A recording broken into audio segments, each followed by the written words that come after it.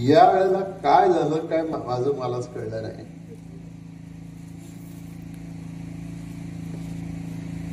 आणि मग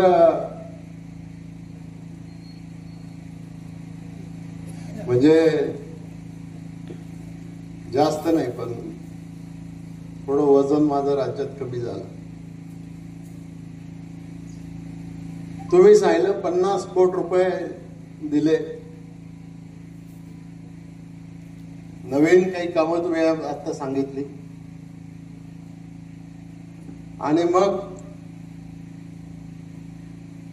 मला जसं निवडून दिलं तुम्ही तसं तुम्ही अमोल कोल्हेने निवडून दिलं होतं. त्यांनीही बरीच कामं केली असतील गावात, आणि 1 रुपयाचं काम नाही केलं. तरी कालच्या लोकसभेच्या निवडणुकीमध्ये पिंपरी चिंचवड मधून आढळरावच्या पेक्षा त्यांना तुम्ही 291 मतं जास्त दिली. पण ज्याने काम नाही केलं त्याला आपण पाठिंबा दिला. आढळराव काम करत होते, तुमच्यात येत होते, बसत होते, आणि त्यांचा पराभव झाला.